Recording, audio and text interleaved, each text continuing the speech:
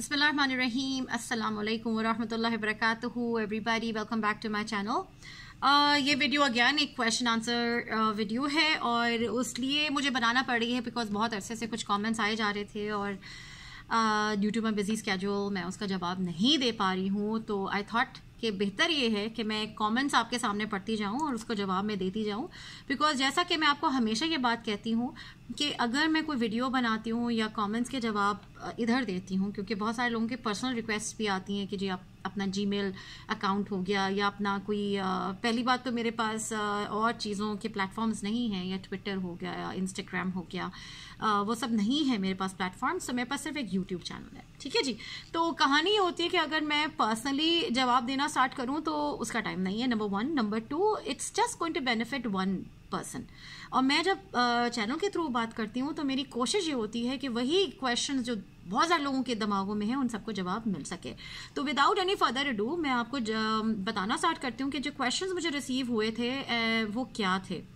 Obviously I am going in the backward. Obviously मैं बोलूँगी कि जी जो लेटेस्ट कमेंट्स हैं उनको मैं पहले जवाब दे रही हूँ because I am going to scroll down. I am really sorry for those जिनके 1-1.5 हफ्ते से क्वेश्चंस आए हैं। I am so sorry for that. So बिस्मिल्लाहिर्रहमानिर्रहीम again and I am going to get started with the first question. ये question मुझे उस्मान अली ने पूछा है और वो ये कहते हैं कि जी work permit holders can get teaching job. तो जी वर्क परमिट होल्डर किस किस्म का है ये डिपेंड करता है। अगर आपके पास पार्ट टाइम वर्क परमिट है तो आपको सब्स्टिट्यूशन जॉब्स मिल सकती हैं अगर आपके पास टीचिंग लाइसेंस है, ठीक है। और अगर आप कहते हो जी मुझे फुल टाइम जॉब चाहिए तो उसके लिए आपके पास पोस्ट ग्रेजुएट वर्क परमिट होना चाहिए, ठीक है, जैसा मैंने किया था। मैं अपनी एग्जांपल से बात करती हूँ, वो ज़्यादा अच्छा समझ आ जाएगा आप लोगों को कि जी अगर मैंने टीचिंग लाइसेंस लिया ड्यूरिंग माई स्टडीज़, लेकिन उस वक्त पेंडेमिक हिट हो गया और मैं सब्स्टिट्यूशंस नहीं कर सकी। लेकिन अगर आपको टीचिंग लाइसेंस मिल जाता है during your tenure here as an international student, और तो आप लाइसेंस के बिना पर पब्लिक स्कूल्स में टीच कर सकते हो और आपको सब्स्टिट्यूशंस मिल सकते हैं because you have a part time work permit, जैसे आप 20 आवर्स कहते हो, ठीक है। फिर जब मैंने अपनी स्टडीज़ कंप्लीट कर ली and I got a post graduate work permit, तो फिर उसके बिना पे मैंने जॉब्स की और मैं यहाँ पे 1 साल अपने पोस्ट ग्रेजुएट वर्क परमिट पे ही जॉब कर रही थी, ठीक है। तो ऑब्वियसली इट डिपेंड्स कि आपका पोस्ट ग्रेजुएट वर्क परमिट कितना लंबा है। मैंने क्योंकि अपनी 2 साल का प्रोग्राम किया था तो मुझे 3 साल का वर्क परमिट मिला, ठीक है। I hope that answers your question. Now the next is I have इनने बोला है कि जी do we need to book a residence in advance if you are coming with kids. ये नुज़हत बिलाल ने मुझसे क्वेश्चन किया है। Definitely you should and you must book your residence when you are coming with kids. Even अगर आप अकेले भी आ रहे हैं तो मैं आपसे कहूँगी कि जी अपना पूरा रहने का जो बंदोबस्त है यानी अपने रेजिडेंस का बंदोबस्त कर आइए, क्योंकि सेंट जॉन्स में स्पेशली अगर आप बात करते हो, बिकॉज ये इनका जो कमेंट आया वो मेरे ऑन कैंपस हाउसिंग के नीचे आया हुआ उस वीडियो के, तो मैं आपको ये बताती चलूँ कि सेंट जॉन्स में इस वक्त निहायत ही बुरा किस्म का हाउसिंग क्राइसिस है। चाहे आप एज एन इंडिविजुअल स्टूडेंट आ रहे हो, अकेले आ रहे हो, या आप अपनी फैमिली के साथ आ रहे हो, जिस तरीके से भी जो भी आपका स्टेटस है, आपको हाउसिंग मिलना इतना मुश्किल बन चुका है क्योंकि आपकी जो ऑन कैंपस हाउसिंग है, स्पेशली मैं फैमिली हाउसिंग की भी बात करूंगी, उसमें 100+ की वेटिंग लिस्ट है, ठीक है जी। तो मैं आई गॉट लकी क्योंकि मेरा वीज़ा थ्रू हुआ अगस्त में और मैंने उसी वक्त अप्लाई किया और मुझे ठाक करके मिल गया family housing in on campus housing की बात कर रही हूँ। अल्हम्दुलिल्लाह I was very lucky, but now things have changed क्योंकि मेमोरियल यूनिवर्सिटी क्योंकि one of the cheapest universities है, तो वहाँ पे बहुत इनफ्लो है इंटरनेशनल स्टूडेंट्स का। इसके अलावा उन्होंने इमिग्रेंट्स बहुत सारे बुला लिए हैं, अफगानीज़ हो गए, सीरियंस हो गए, यूक्रेनियंस हो गए, जितना भी इनके पास एक रेफ्यूजी क्राइसिस आया उन्होंने वो बुलाते चले गए, बिकॉज उनकी जो इमिग्रेशन पॉलिसीज हैं वो ये हैं कि भी दे नीड इमिग्रेंट्स तो चाहिए लेकिन इंफ्रास्ट्रक्चर मौजूद उनके पास नहीं है।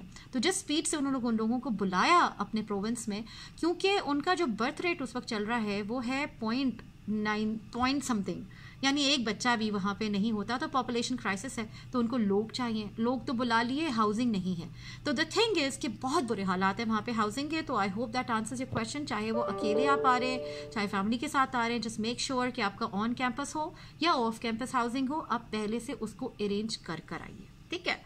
नेक्स्ट क्वेश्चन आता है किसी ने मुझसे पूछा है कि जी यूनिवर्सिटी ऑफ एल्बर्टा में मास्टर्स एजुकेशन का डेडलाइन क्या है, तो आई एम रियली सॉरी, ये उनकी वेबसाइट पे इसका जवाब मौजूद होगा, तो आप प्लीज़ उनकी वेबसाइट पे जाके इसका आंसर देख सकते हैं कि जी एप्लीकेशन डेडलाइन क्या है। और ये जी उसके बाद जो नेक्स्ट क्वेश्चन आता है वो किसी ने मुझसे पूछा है कि जी कवर लेटर पे प्लीज़ बना दीजिए, टीचिंग के अलावा जो जॉब्स हैं उनके कवर लेटर के बारे में मैं वीडियो बना दूँ। तो देखिए, मैं जिन लोगों को कवर लेटर का नहीं पता, मैं आपको बता दूँ कि फॉर एग्जाम्पल इन पाकिस्तान जब भी हम किसी जॉब के लिए अप्लाई करते थे, हमें किसी किस्म के कवर लेटर की ज़रूरत नहीं होती थी। इट वॉज जैसा रेज्यूमे या सीवी जिसे आप कहते हो, तो हम सीवी के बिना पर जॉब के लिए अप्लाई करते थे, फिर उनको पसंद आते थे हम हमारी सीवी देख के, तो उनको जब समझ आता था हमारे एम्प्लॉयर को तो वो आपको कॉल करते थे कि जी इंटरव्यू के लिए आ जाओ, एंड दैट वाज इट। ठीक है, यहाँ पे क्या कहानी है इन कनाडा कि आपको कवर लेटर भी चाहिए होता है और रेज्यूमे या सीवी जो भी है वो तो चाहिए ही चाहिए होती है। ठीक है, कवर लेटर क्या होता है? Cover letter is just a summary about you, आप कौन हैं, क्या हैं, आप क्या कर सकते हैं, आप किस चीज़ में इंटरेस्टेड हैं। तो ये तो मैंने आपको सरसरी सा बता दिया है। तो आप कोई भी जॉब के लिए अप्लाई करते हो, चाहे वो टीचिंग हो या नॉन टीचिंग जॉब्स हो, आपको रेज्यूमे के अलावा कवर लेटर भी अपलोड करना पड़ता है अगर आप ऑनलाइन अप्लाई करो। यहाँ पे ज़्यादातर ऑनलाइन ही चलता है काम। ठीक है, तो इसके ये तो मैंने थोड़ा सा बताया व्हाट इज़ कवर लेटर। अब मैं आपको ये बताऊंगी कि इंशाल्लाह I'll try my best कि मैं कवर लेटर पे भी कोई वीडियो बना सकूं in the coming future. Now next question आपके पास है, किसी ने मुझसे पूछा कि उन्होंने bachelors of physical education, masters of physical education कर रखा है, और वो ये पूछते हैं कि भाई पूछते हैं या पूछती हैं, मुझे नहीं समझ आ रहा।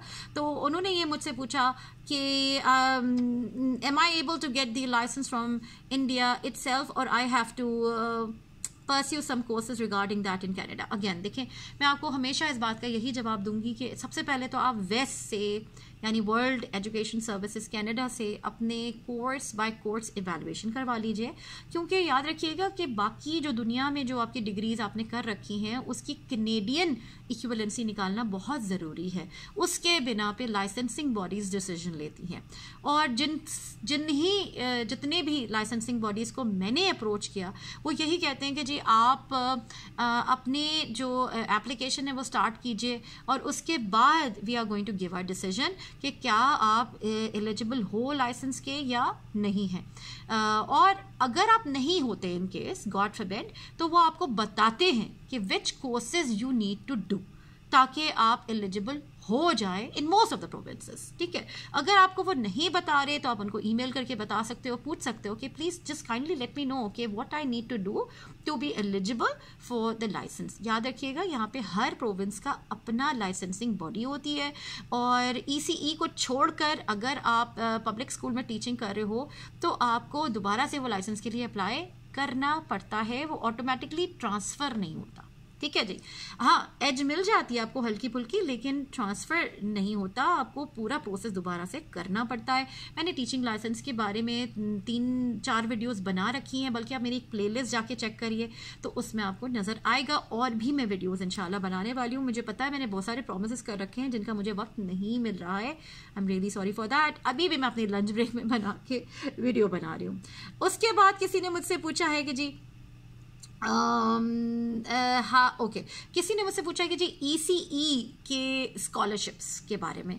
देखिए जी, हर इंस्टीट्यूट की अपनी स्कॉलरशिप्स होती हैं, और मैं इंशाल्लाह I'll try my best, क्योंकि देखिए कनाडा बहुत बड़ा है, ECE के स्कॉलरशिप्स भी बहुत हर इंस्टीट्यूट के अपने पॉलिसीज़ होते हैं स्कॉलरशिप्स को लेके, तो ये एक बहुत ही वास्ट टॉपिक है। फिर उन्हीं ने मुझसे, मैं कोशिश ज़रूर करूँगी इंशाल्लाह ताला, और अगेन बहुत सारा रिसर्च इसमें इन्वॉल्व होता है जो बहुत टाइम कंज्यूमिंग होता है, और टाइम कंस्ट्रेंट मुझे इस वक्त फेस करना पड़ रहा है, वक्त की कमी है, इसी वजह से मैं वीडियोस भी नहीं बना पा रही हूँ आजकल। तो उन्होंने ये भी मुझसे पूछा कि जी अगर आप ECE या एमएड में क्या करना चाहिए, तो देखिए मैं आपको फिर ये बताती हूँ कि ECE is early childhood education. अगर आप अर्ली चाइल्डहुड एजुकेटर बनना चाहते हैं तो इधर 2-3 प्रोविंसेस हैं जिनके बारे में मैं बना भी चुकी हूँ वीडियोस, जिनमें उनके इमिग्रेशन पाथवेज हैं स्पेशली फॉर ECE।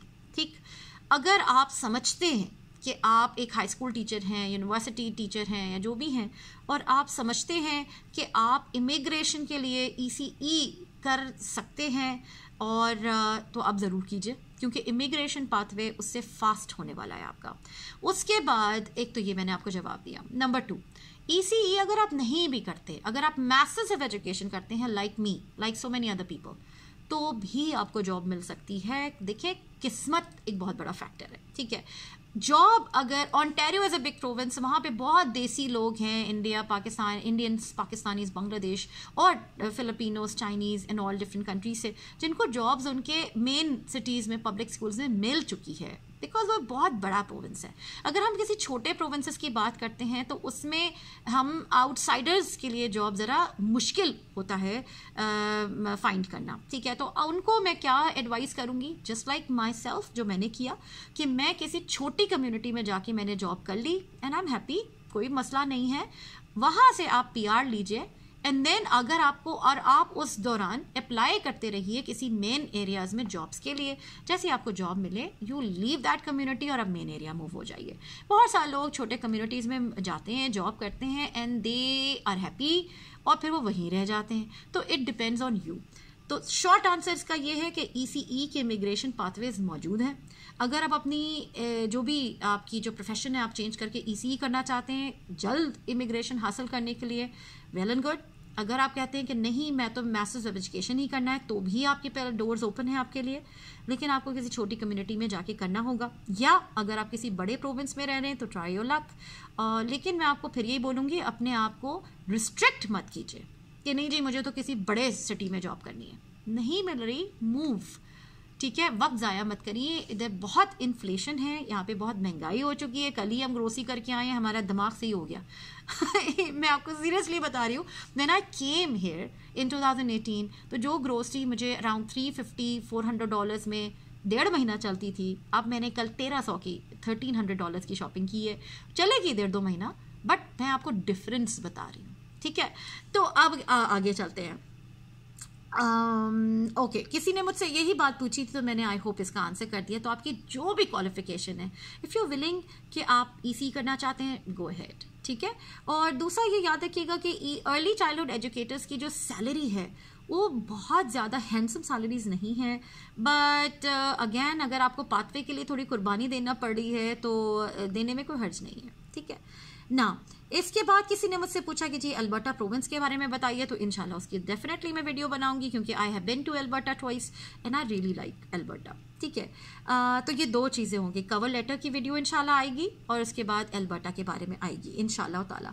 उसके बाद अगेन किसी ने मुझसे पूछा है कि जी हमने I have already done diploma in early education from India, also my graduation, post graduation here, then also I have to do ECE course. Yes, you have to do ECE course, क्योंकि आपने कुछ भी कर रखा हो, ECE, early childhood education and public school teaching, both are regulated professions है।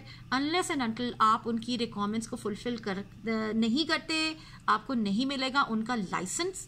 Licence के बिना पे आप इन दोनों प्रोफेशंस में एंटर नहीं हो सकते। आई hope that answers your question. अगर आप होम बेस्ड डे केयर खोलते हो तो उसके लिए छोटे छोटे कोर्सेज होते हैं, वो आप करके खोल सकते हैं। लेकिन अगर आप कहीं जाके जॉब करना चाह रहे हो तो आपको आपकी एंट्री भी पॉसिबल नहीं है, ठीक है।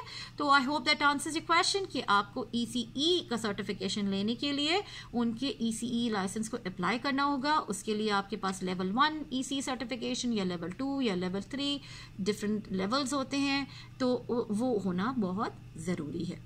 उसके बाद आता है कि जी I am an Indian teacher, how can I teach online to other country students. देखिए बहुत सारे लोग, मेरी अपनी दोस्त है जो ऑनलाइन टीचिंग करती है, बहुत सारी मेरी दोस्तें हैं जो ऑनलाइन टीचिंग करती हैं, यहाँ से बैठ के सऊदी में टीच कर रही हैं, या पाकिस्तान में बैठ के कैनेडियन स्टूडेंट्स को पढ़ा रही हैं, या पाकिस्तान में होते हुए दुबई में पढ़ा रही हैं। तो देखें ये तो आपके कॉन्टैक्ट्स और आपके जो आपके सोर्सेज हैं उस पर डिपेंड करता है। सिंपल सी बात है, आप इधर उधर मालूम कीजिए, ऑनलाइन इनके प्लेटफॉर्म्स मौजूद हैं जिस पे आप अपना प्रोफाइल अपलोड कर सकते हो और उसके बाद वहाँ पे स्टूडेंट्स आपको कांटेक्ट कर सकते हैं। उस पर मैं इंशाल्लाह आपको एक और वीडियो बना के दूंगी, क्योंकि वो बहुत ही मज़े का टॉपिक है ये वाला, कि कैसे कैसे लोग पाकिस्तान से, बांग्लादेश, इंडिया, कहीं से भी all over the world online teaching कर रहे हैं। क्योंकि यहाँ के लिए, अगर आपके लिए फॉर एग्जांपल करेंसी जो रेट है अभी पाकिस्तान में मैं ख्याल around 200 to 25, let it be $225 for $1 तो ये करेंसी एक्सचेंज चल रहा है। तो अगर आप यहाँ पे $10 भी पे करते हो तो आप समझ सकते हैं कि वो आपके पास 2250 बन जाते हैं, ठीक है ना। तो यहाँ के लोगों को सस्ता पड़ता है और वहाँ के लोग बहुत ज़्यादा पैसा कमा रहे होते हैं। तो बिल्कुल ये होता है और बहुत सारे लोग होते हैं कर रहे हैं ऐसा और बहुत कमा भी रहे हैं। मैं अपने बच्चे की एग्जांपल दे देती हूँ कि जी मेरे जो बच्चों के कुरान टीचर हैं वो पाकिस्तान में रहते हैं, पंजाब में रहते हैं। मैं उनको लेट सपोज मैं आपको बता देती हूँ, इसमें कोई ढकी छुपी बात नहीं, आई एम पेइंग $70, ठीक है जी। $70 अगर आप पाकिस्तानी अमाउंट में कन्वर्ट करते हो तो 70 × 225 कर लो या जो भी रेट चल रहा है। तो आप सोच सकते हैं कि दिन में सिर्फ 1 घंटा पढ़ाना मैक्सिमम, ठीक है, 5 days a week, तो आप कितना वो कमा रहे हैं। तो हम लोगों के लिए 70 is not a less amount, मैं इतना बता दूं आपको, लेकिन मैं आपको फिर भी एग्जांपल दे रही हूँ। $70 अगर वो ले रहे हैं, दिन में 1 घंटा देते हैं और पाकिस्तानी रुपये में अगर कन्वर्ट करते हो तो वो बहुत अमाउंट बन जाता है, ठीक है। तो ये मैंने आपको थोड़ा सा टच दे दिया है कि मैं क्या बात कर रही हूँ। तो अगेन मैं आपको इस पे भी वीडियो बनाने की डेफिनेटली कोशिश करूँगी कि वो कौन से प्लेटफॉर्म्स हैं। अगेन कॉन्टेक्ट रिसोर्सेज बहुत काम आते हैं। जिस तरह हमारे जो कारी साहब उन्होंने मुझसे बोला कि अगर आप लोगों को बताएं, तो मैंने अपने व्हाट्सएप ग्रुप्स में शेयर कर दिया, उनका नंबर फेसबुक पे डाल दिया, ये कर दिया वो कर दिया, तो पीपल कॉन्टेक्टेड हिम, ठीक है। तो ये बिल्कुल वर्ड ऑफ माउथ होता है, इधर से उधर बात निकलती है, जान पहचान होती है, लोगों को आप बताएं कि जी मैं पढ़ा रहा हूँ या पढ़ा रही हूँ, और इस तरह से होता है। मैं आपको इंशाल्लाह इस पर वीडियो ज़रूर बनाऊंगी कि वो कौन से प्लेटफॉर्म्स हैं जहाँ पे आप ये काम कर सकते हैं, अपने आप को एडवर्टाइज कर सकते हैं। इस वक्त मुझे नाम याद नहीं, इसलिए मैं गलत नाम नहीं लेना चाहती। किसी ने मुझसे कहा है कि जी इंग्लिश में वीडियोस बनाएं। आई एम रियली सॉरी, इंग्लिश में वीडियोस में ज़रा मुश्किल है क्योंकि मेरा जो ऑडियंस है वो ज़्यादातर उर्दू स्पीकिंग है, ठीक है। इसलिए मैं कोशिश करती हूँ कि उस ज़बान में वीडियोज़ बनाई जाएँ जिसमें बहुत आसानी से बात समझ आ जाती है, ठीक है जी। I am really sorry for that. और इंग्लिश सबटाइटल्स मैंने कोशिश किए थे, मुझे आ नहीं रहे अगर कैसे करने हैं, क्योंकि मेरे पास टाइप करने का टाइम नहीं है। तो अगर आपको ये पता है कि इंग्लिश सबटाइटल्स के लिए कौन सी वो यूज़ होती है, सॉफ्टवेयर या व्हाटएवर, कोई ऐप है, अगर जो भी चीज़ है, तो please leave it in the comment section ताकि मेरी ज़िंदगी भी आसान हो जाए और जो लोग जानना चाहते हैं बहुत सारी बातें, उनकी भी ज़िंदगी आसान हो जाए, उनको हेल्प मिल जाए। मरियम ने बहुत दफ़ा क्वेश्चन किए थे। I am really sorry Mariam, आप मुझसे बहुत अरसे से क्वेश्चन कर रहे हो, and I hope I have answered your question about ECE and MEd. और आपने मुझसे ये भी पूछा है कि जी अल्लामा इकबाल ओपन यूनिवर्सिटी की जो रिकग्नाइज है यानी कनाडा में, डेफिनेटली रिकग्नाइज है। अल्लामा इकबाल ओपन यूनिवर्सिटी रिकग्नाइज है इंटरनेशनली क्योंकि ये फेडरल यूनिवर्सिटी है और वर्चुअल यूनिवर्सिटी ऑफ पाकिस्तान, ये मैं पाकिस्तान के हवाले से बात कर रही हूँ, वर्चुअल यूनिवर्सिटी भी फेडरल यूनिवर्सिटी है और रिकग्नाइज है इंटरनेशनली। तो अगर आप उधर से कोई डिप्लोमा या डिग्री या शॉर्ट कोर्स या सर्टिफिकेशन करते हो तो उसका वेस्ट आपको ज़रूर उसका इक्विवेलेंसी ढूंढ के देगा, यानी करके देगा। फिर आपने मुझे बोला कि अच्छा जी, किसी ने मुझसे पूछा कि क्या एमएड और बीएड की भी वेस्ट सर्टिफिकेशन करता है, इवैल्यूएशन करता है? डेफिनेटली करता है। मैंने अपने जो डॉक्यूमेंट्स भेजे थे वो अपने हाई स्कूल से भेजे थे। High school, my bachelors, my masters, चाहे वो साइंस में हो, आर्ट्स में हो, एजुकेशन में हो, कुछ भी हो, ये सब इवैल्यूएशन जो होती है ये वेस्ट कर देता है। वर्ल्ड एजुकेशन सर्विसेज कनाडा ये करता है। तो आई होप ये उनको भी आंसर मिल गया हो। अच्छा जी, किसी ने मुझसे पूछा है कि जिन स्टूडेंट्स ने बीएड एमएड किया हुआ हो उन्हें क्या उन्हें करना चाहिए या नहीं? तो देखिए बिल्कुल कर लेना चाहिए अगर उन्होंने बीएड और एमएड किया हुआ है, ठीक है ना। तो अगर आप समझते हैं कि आपको ECE करके पाथवे आपका आसान हो रहा है तो आप गो अहेड। अगर आप समझते हैं कि नहीं मुझे कुछ और करना है तो ये इट्स टोटली योर डिसीजन, ठीक है। लेकिन आपको एडमिशन मिल सकता है अगर आपका सवाल ये है तो। अगेन यूनिवर्सिटी के डिसीजंस होते हैं, उन्हें कहीं ये नहीं लिखा हुआ कि जी हम इनको देंगे और उनका नहीं देंगे। यहाँ पे कनाडा में एज, आपका जेंडर, आपकी क्वालिफिकेशन, आपका experience, it does not like all of these बिल्कुल मैटर नहीं करती किसी भी प्रोग्राम में एडमिशन के लिए, ठीक है। उन्होंने बोला if I apply for this programme, और ये रेड रिवर ECE के नीचे इनका कमेंट आया हुआ है, I bring my 3 kids under 6 years as dependents to campus and please tell me my spouse can get work permit with all this. देखिए spousal work permit बिल्कुल मिलता है, लेकिन ये डिसीजन होते हैं वीज़ा ऑफिसर्स के, ठीक है। तो मेरे हस्बैंड को भी मिला, बहुत सारे लोगों को मैं जानती हूँ जो उनके स्पाउसेस को वर्क परमिट मिल गया, तो ये कोई ऐसा मसला नहीं है, ठीक है, इंशाल्लाह ताला। अगेन वीज़ा ऑफिसर्स के हाथ में होता है कि वो दे या ना दे, लेकिन मेजॉरिटी में मिल जाता है। मैंने कभी किसी को नहीं सुना कि जिनको नहीं मिला। अच्छा, फिर किसी ने मुझसे पूछा है कि can we apply for PR if we do this course under pilot with the full time job straight away? Again देखिए, किसी ने मुझसे पूछा कि जी मास्टर पब्लिक हेल्थ के नीचे ये क्वेश्चन आया हुआ है कि अगर हमें फुल टाइम जॉब मिलता है तो क्या हम फुल टाइम जॉब मिलती है तो क्या हम जो पायलट प्रोग्राम उनका मेरे ख्याल है वो PNP की बात कर रहे हैं, तो हमें स्ट्रेट अवे हम PR के अप्लाई कर सकते हैं। तो जहाँ तक मेरी मेमोरी काम करती है कि जो प्रोवेंशन नॉमिनी प्रोग्राम है या अटलांटिक AIP प्रोग्राम है, उसके अंदर उनकी कुछ रिक्वायरमेंट्स हैं कि जी 6 मंथ्स का एक्सपीरियंस चाहिए या कुछ, तो ऑब्वियसली हर प्रोग्राम की जो रिक्वायरमेंट्स होती हैं वो अलग होती हैं। अगर आपके पास एक फुल टाइम जॉब ऑफर है तो उससे अच्छी बड़ी बात कुछ भी नहीं है, क्योंकि सेंट जॉन्स में यानी न्यूफाउंडलैंड लेब्राडोर में AIP है, अटलांटिक इमिग्रेशन प्रोग्राम है, PNP है, प्रोवेंशनल नॉमिनी प्रोग्राम है, इसके अलावा एक्सप्रेस एंट्री तो है ही। तो अगर आपको मिल जाता है और अगर आपका अटलांटिक इमिग्रेशन प्रोग्राम का जो एम्प्लॉयर्स हैं जिनके पास उसका वो मौजूद है, उसके बारे में मैं इंशाल्लाह एक अलग वीडियो बना दूंगी, तो फिर तो मसला ही कोई नहीं होता। बिकॉज आई नो मेरी फ्रेंड को मेमोरियल यूनिवर्सिटी में जॉब मिली, उन्होंने उसके बिना पर इमिग्रेशन के लिए अप्लाई किया, उनका बहुत जल्दी प्रोसेस हो गया, ठीक है। तो उनके डेजिग्नेटेड एम्प्लॉयर्स होते हैं AIP के, अटलांटिक इमिग्रेशन प्रोग्राम के, जिनके साथ अगर आपको जॉब मिल गई तो आपके कमाल हो गया, आपका वारे न्यारे हो गए। अदरवाइज PNP के लिए 6 महीने की जॉब है, और इसी तरह से डिफरेंट तरीके हैं। अब हम बात करते हैं कि किसी ने मुझसे पूछा है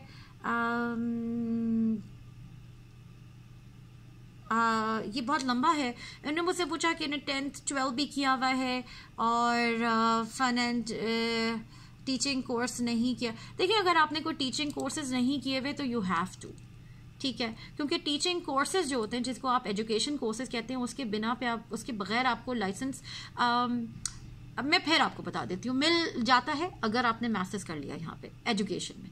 क्योंकि आई नो सेंट जॉन्स में मेरी दोस्त हैं, बहुत सारे लोग थे इनको मैं जानती थी, उनका B.Ed नहीं था लेकिन उनके पास टीचिंग एक्सपीरियंस था, उन्होंने मास्टर्स ऑफ एजुकेशन किया, तो वो सारे जो क्रेडिट आवर्स हैं वो एडअप होके वो इतने बन गए कि उनको लाइसेंस मिल गया। लेकिन हर प्रोविंस का क्राइटेरिया अलग है। कुछ प्रोविंसेस ने क्लियरली लिखा हुआ है कि you have to have a B.Ed, कुछ प्रोविंसेस ने लिखा है कि आप भेजो, हम आपको बताएंगे। फिर वो आपको, जैसा मैं किसी को जानती हूँ, उनको किसी ने बताया कि जी आपको 4 से 5 कोर्सेज करने हैं, ठीक है, तो आपको बता देते हैं। किसी ने दुआएं दी हुई, आई एम सो ग्रेटफुल, आपने बहुत दुआएं दी अल्हम्दुलिल्लाह, और दुआओं से ही चल रहे हैं हम लोग। और इसी तरह से किसी ने मुझे पूछा ECE में B.Ed के बाद कर सकती हूँ, बिल्कुल कर सकती हैं आप, कोई रिस्ट्रिक्शन नहीं है। प्रोसेसिंग टाइम क्या होता है? देखिए, अगेन प्रोसेसिंग टाइम के बारे में हम कुछ नहीं कह सकते। अगर इनके पास लोड ज़्यादा होता है, processing time of applications in I think rural renewal stream Alberta की बात हो रही है, देखिए डिफर करता है। अगर उनके पास एप्लीकेशंस कम हैं या तो वो जल्दी भी हो जाता है, और अगर बहुत ज़्यादा एप्लीकेशंस आ गई तो उसमें टाइम लगता है। तो ये इसमें कोई फिक्स आंसर नहीं हो सकता इस बारे में, ठीक है जी। ओके, अगर इन्होंने मुझसे किसी ने पूछा है कि आपने कहाँ से मास्टर्स किया, तो जी मैंने मास्टर्स ऑफ एजुकेशन किया था memorial university of Newfoundland and Labrador से, जो कि सेंट जॉन्स में है, and it's a beautiful city. अच्छा, और किसी ने मुझसे पूछा है कि मैं एमएड, एक्चुअली मैं 2 कोर्स, ओके, एमएड करूं या ECE करूं। देखिए, ECE मेमोरियल यूनिवर्सिटी से नहीं होता, आपको उसके लिए कॉना यानी कॉलेज ऑफ नॉर्थ अटलांटिक में अप्लाई करना पड़ेगा। Masters of education memorial university से हो जाता है, ठीक है। तो अगर आप ये डिसीजन लेना चाह रहे हैं कि आपको क्या करना है, तो बिल्कुल 2 अलग अलग आपको जगह पे अप्लाई करना पड़ेगा यहाँ पे। ओके जी।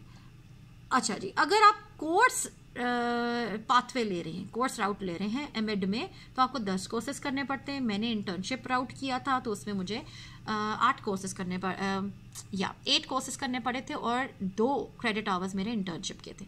ठीक है जी, तो हर एक का अलग अलग होता है। मेरी जो कंसंट्रेशन एरिया था वो मैथमेटिक्स था। सोशल स्टडीज़ भी हो सकता है, इंग्लिश भी हो सकता है, कंप्यूटर्स भी हो सकता है, और इसी तरह सो एंड सो फोर्थ आपका कुछ भी हो सकता है। इनकी वेबसाइट पे सारी इन्फॉर्मेशन मौजूद है।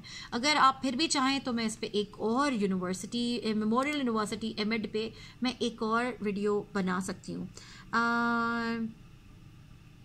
अगेन, आप आर्ट स्टूडेंट्स हैं या साइंस स्टूडेंट्स हैं, इससे कोई फ़र्क नहीं पड़ता। अगर आप इंटर्नशिप राउट लेते हैं, इस पर मैं पहले भी बात कर चुकी हूँ, तो आपको हमेशा ये हेल्प मिलती है क्योंकि आप उनके पब्लिक स्कूल्स में आपको फर्स्ट एक्सपीरियंस मिल रहा होता है, और आपको वो सिस्टम समझ आ रहा होता है, आपको रेफरेंसेस मिल जाते हैं अपने सुपरवाइजर से, आपको जॉब सिक्योर करना आसान हो जाती है। ठीक है, और ऑब्वियसली वहाँ के लोग आपको जानना शुरू हो जाते हैं, उनको आपका पता चल जाता है, तो अगर कोई वैकेंसी आती है या कहीं और आती है तो वो आपको बता सकते हैं। ठीक है, आपको रेफ़र कर सकते हैं, तो आपको रेफरेंसेस मिल जाते हैं। कनाडा में रेफरेंस के वो मांगते हैं, बहुत क्लियरली मेंशन्ड होता है एप्लीकेशंस पे कि जो भी आपके जॉब पोस्टिंग्स होती हैं कि जी हमें रेफरेंसेस चाहिए 2 से 3। ठीक है, और वो पाकिस्तानी, इंडियन कहीं और का मत दीजिएगा, कनाडा के रेफरेंसेस उनको चाहिए होते हैं, वही आपका केस को स्ट्रॉन्ग करते हैं। ओके, तो किसी ने मुझसे वही स्कॉलरशिप्स का पूछा है। रियली सॉरी मरियम, आप बहुत दफ़ा ये पूछे थे और मैंने अब आपको बताया है। I hope I have answered all the questions. और मैंने ऑब्वियसली मुझसे लिखने का टाइम नहीं था तो मैंने कहा यहीं पे मैं जवाबात दे दूँ सबके, और इंशाल्लाह ताला 2-4 वीडियोस मैंने बोला है मैं बनाऊंगी इंशाल्लाह ताला। जैसे ही मुझे वक्त मिलता है मैं एक एक करके वीडियो अपलोड करना स्टार्ट करूँगी। आई होप ये वीडियो आपको काफ़ी इन्फॉर्मेटिव लगी होगी, और मुझे दुआ में याद रखिएगा, मेरी फैमिली को भी दुआ में याद रखिएगा। Don't forget to like, share and subscribe to my channel. इंशाल्लाह नेक्स्ट में मिलेंगे। अस्सलाम वालेकुम व रहमतुल्लाहि व बरकातुहू।